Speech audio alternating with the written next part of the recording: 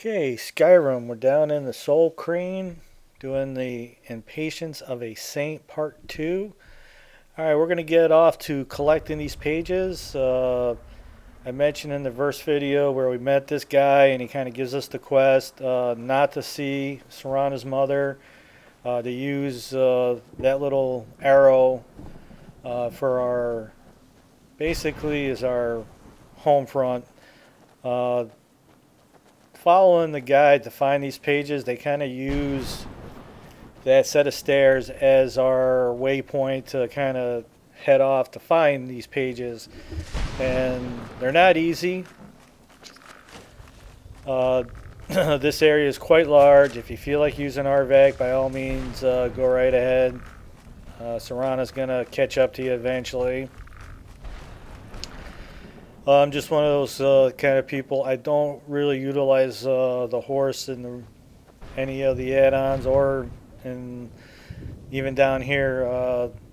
The Soul Crane is quite large, so using RVAC probably be helpful. But anyway, so from the set of stairs, you basically head to the midway point, which is this wall.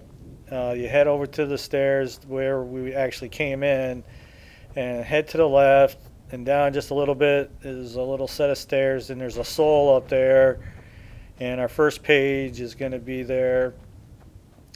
Okay, now I think once we get to 4 or so, the pages kind of jump in number a little bit. We'll get into that as we get there. There is no escape. Why would you even try?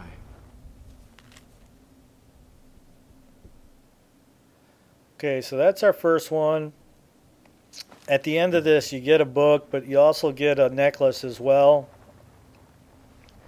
And unfortunately, I'm good on all that stuff, so I'm happy with my dragon armor. And, you know, I got fortified archery and 2 hands and sneak and that kind of stuff, so I'm happy with the stuff I got.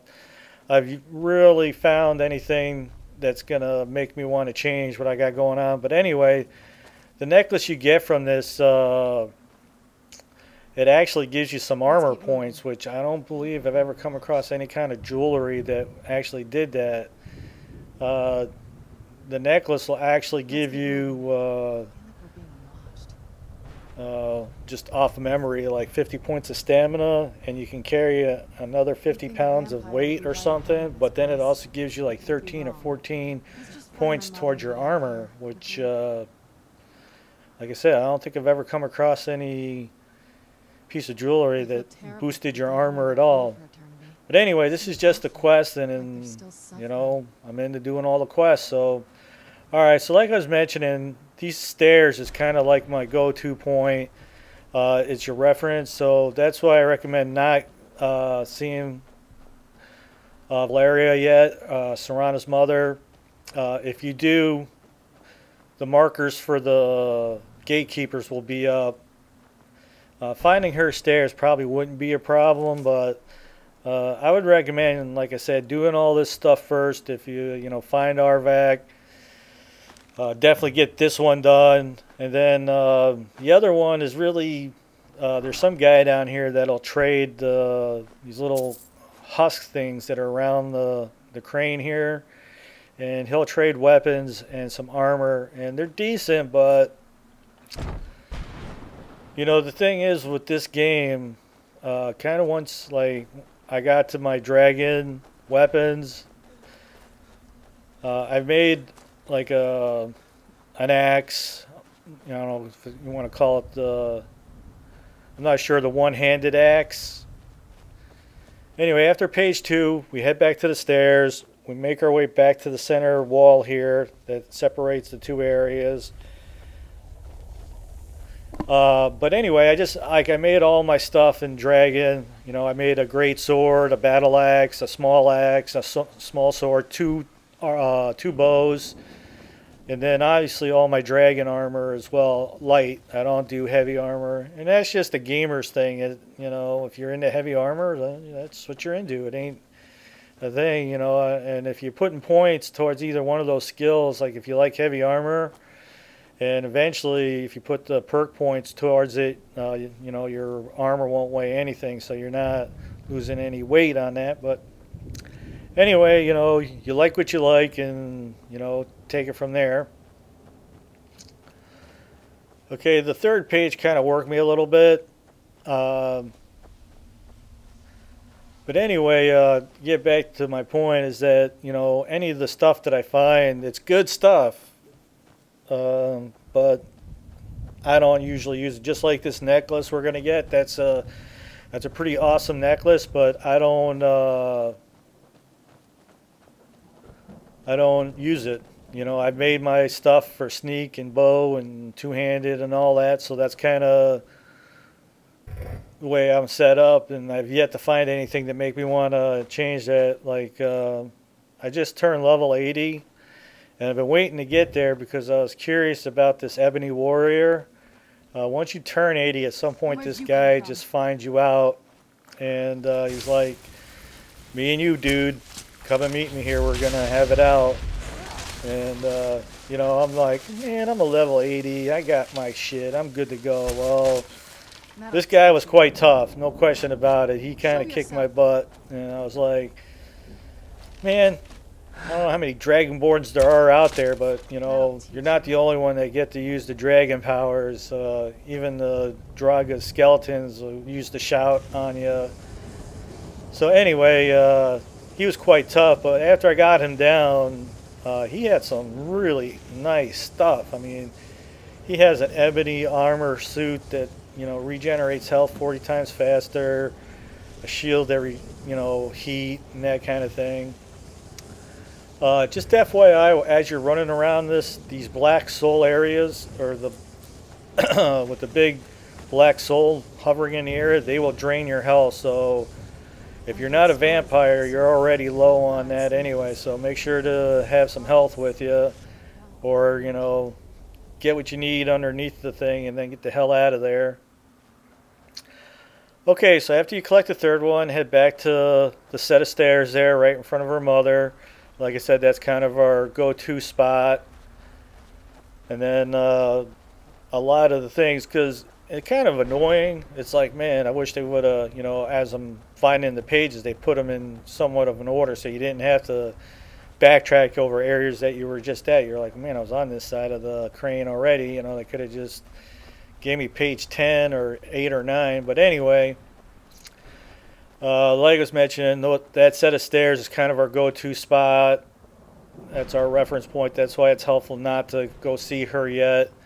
Once you see her, she's going to put up the marker for the gatekeepers or soul keepers, whatever they are. But then there's going to be other markers all around the area. So that'll teach you.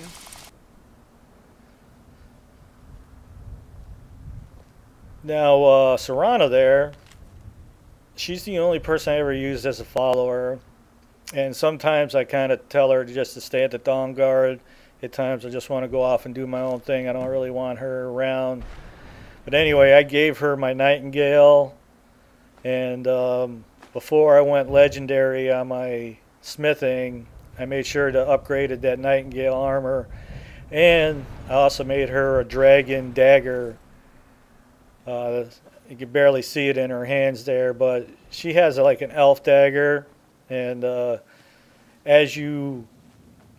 if you're into your one-handed points, you know, as you upgrade that, you can boost her.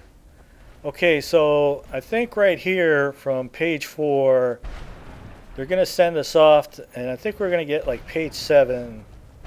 It's not quite in order, but it doesn't really matter. We're just going to, you know, we're going to get all 10 of them and then get our payday at the end. As you're running around, these cracks here, they'll give a soul. So by all means, take a second if you got empty soul gems that need to get filled. That's why I have 2 bows right here. Okay, yep, that's our page 7. Basically, I wanted to set a bow up that was mostly for taking out dragons, and then the other one that had a soul trap on it.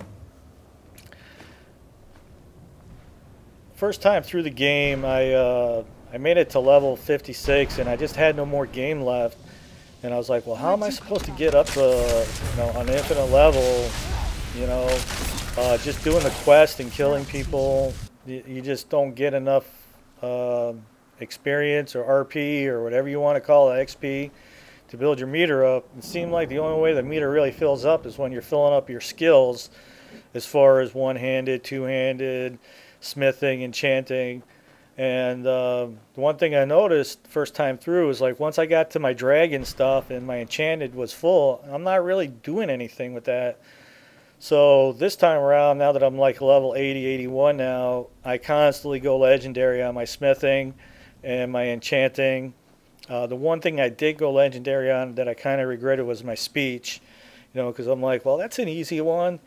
But as I found, I shouldn't have done that. If I had any advice to give to somebody, is like get to 100 on your speech and definitely pay the 500 to all the merchants to get them to have more money, and then get the last one so everybody thinks, because selling off your stuff is like one of the main things you have to do. I mean, you're smithing, you're enchanting, and you need to sell all that crap off. So I regretted doing that. I'm up to like level 85, 86 on my speech, but it's just a slow process. So I kind of regretted going legendary on that. But like on sneak, I went ahead and did that legendary because I'm constantly sneaking. So it didn't take me any length to kind of get that built back up.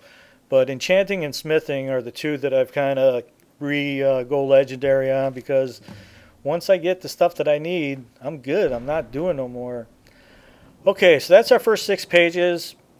We're going to go ahead and break the video here, come back with the next 4, and wrap this up. Like I said, we're all over the place with this, and we're probably going to start right at the stairs where we always do. If you like the videos, you can always support us by checking out the ads.